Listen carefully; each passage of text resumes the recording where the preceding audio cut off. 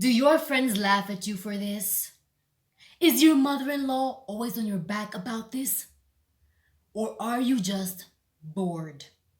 Well, no need to worry, guys, because not only am I here to entertain you, no, guys, I'm also here to show you how to cook Nshima. Yes, you got that right. I am going to teach you how to cook Nshima, aka Wali, aka Nsima. Yeah, that's the only languages I know. If you're not familiar with what Nshima is, here in Zambia we use our staple food, which is maize, to create a porridge-like substance which is eaten with other suitable meats and vegetables. Yeah. Anyway, let's get right into this tutorial.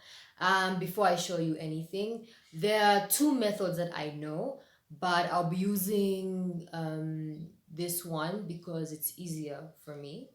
Yeah, but I'm sure there are many other methods out there, but I'll be using this particular one. I'm sure some of you will recognize this method, and also they don't have names, so just in case you're wondering what's the first method called, no, I really don't know it, but yeah, let's get into it right now. So you're going to need boiled water in a kettle or a pot, a cooking stick, mealie meal. I'll be using this one by Antelope. It's called breakfast meal. I don't know why, but this is like the white bread of mealie meal. It's not as grainy as the others. Yeah. So some cold water in a cup, of course, a pot with a lid, and a stove or brazier, whatever you want or whatever you can afford. Yep. So the first thing that you're going to do is take some of the mealie meal that you're using and put it in the pot. So now when it comes to the exact measurements, I'm not really sure because I don't know, no one ever talks about measurements, okay? Get off my back. Yeah, so I'll be using okay, let's just say for this particular pot we're going to use 1 cup. Yeah, so we'll use 1 cup or 1.5 cups, I don't know. So once you do that, get some of the cold water that you have and pour it into the pot. Until mix it up until you have like a paste, a watery paste sort of consistency. Once you have your paste, move your pot to a hot plate and add the hot water slowly as you mix. Again, the amount of hot water depends on the pot you're using and the amount of Nshima you want to make.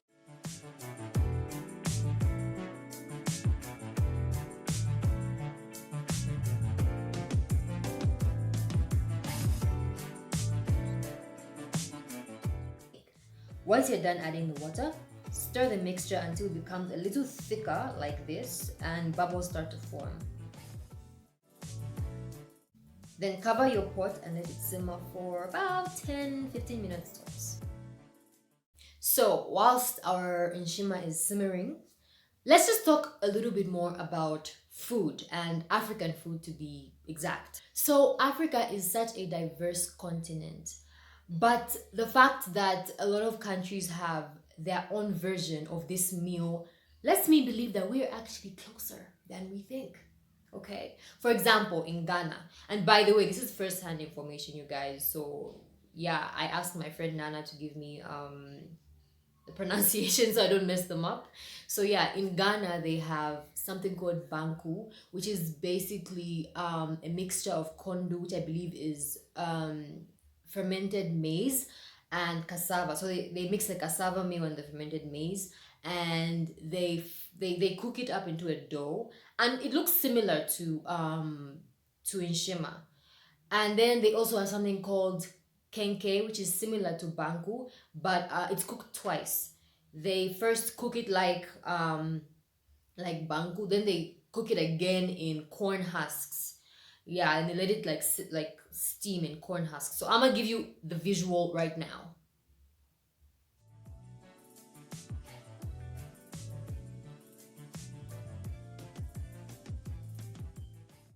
So in Namibia, the Oshivambu speaking tribe eats something called mahangu, which is made of millet. I don't know, to my Zambian people, like I've had millet porridge before. I've also had millet Nshima. I don't know if that's the name. Honestly, I don't like it as much as the one made from maize. But I have also tasted mahangu because my roommate and friend, my former roommate and friend Cecilia, is from Namibia. So she gave me this info and she also made me taste it. And it's really good actually. So yeah, and thank you Cecilia for this info. Shout out to you. So in Tanzania, they have something called ugali.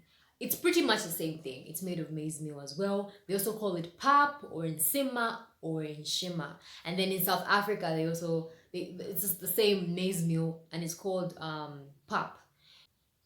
And then in Zimbabwe, they call it sadza. It's also made of maize meal. So there's so many variations, so many different types, and I think it's just great because I feel like if you go to any of these countries, you feel right at home because you're like, oh, this tastes exactly like in Nshima, you know. So yeah, I think it's really cool. And now back to the tutorial. Go on, kids, before it burns. Run, hurry up. Let's go. Alright, kids, for this part, if you're a first timer, you're going to need protection. Like, those bubbles really bubble, and I have been burnt on a number of occasions, okay? Once your Nshima has simmered, you're ready to start the second part. So I didn't add as much water as I should have, so it was thicker than usual. It's usually a little more watery than this, but it's okay, guys, it's okay. Yeah. So then to create the final thick product, you will start adding the mealie meal. So like I said before, this part can get scary because honestly I've been burnt on so many occasions. Like for example, this little spot here, this isn't actually like a birthmark. I actually got burned by Nshima. And then on my hand, there's like a scar. I don't know if you can see it. Where's the camera? Ooh, I don't know. It's just, why is it not showing? This is weird. Where is it? Oh, there it is. Yeah, that right there. So I've been burnt on a number of occasions, but that's just how it is, guys. Sometimes you have to suffer to get what you want, right? Okay, so you don't want to add too much mealie meal because it's going to be too hard. So just add let's just say for this particular one, half a cup, right? So no. Yes, or 3/4 of a cup. I don't know. Yeah, so once you've added the mealie meal, you're going to mix it till it's thicker than before, but still kind of falling off the stick, the thin stick like this. Once you've mixed it for a few, maybe a minute or so, you're going to put the lid on the pot, close it, and let it simmer for a few minutes. Maybe like 5 to 6 minutes, I don't know. So after maybe about 6, 8, maybe 10 minutes, you're going to go back to your pot, open it carefully, and you're going to mix it once more. It's going to be thick. This time it's going to be thick, and it's going to be falling faster off the spoon. Sorry, the stick. Yeah. So like by now, the raw mealie meal you added would have cooked by now, and a way you can tell that it's cooked is it has little like spaces in it or streaks. I don't know, it looks kind of like this. I'm not sure, you guys. Yeah, I've only been cooking Nshima for like I don't know, 9 years. Wait, how old am I? Maybe 10 years. 10 years? I don't know, I think 10 years, I'm not sure. But yeah, I'm not like a pro. Am I a pro? I think I'm a pro. 10 years is a long time, you guys.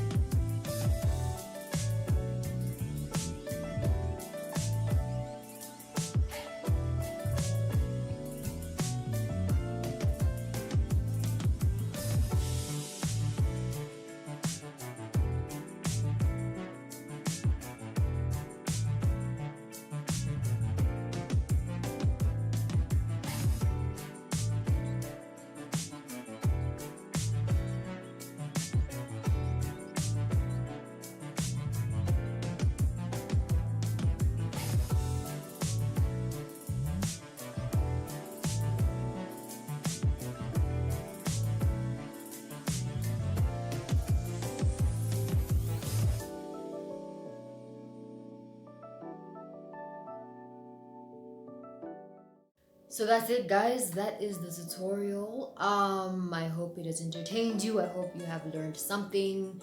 Yeah, and for those of you who don't know how to cook, don't feel bad, you guys. There's always time to learn, okay? Um Even if you don't like cooking like me, I really don't like cooking. It's just one of those things you just have to know how to do, because I mean, you don't want people cooking your food for you all the time, right? Yeah, and just in case you're ever alone, you need to know how to at least make something to eat. So yeah, I hope this tutorial helped you out, you guys. Um, Please subscribe if you haven't subscribed yet, and leave a like. I'll be very, very grateful. Also, leave a comment, you guys, and tell me what you think about the video. If you liked it, if you didn't, just give me your thoughts. Yeah, and anyway, thank you so much again for watching. I will see you guys later.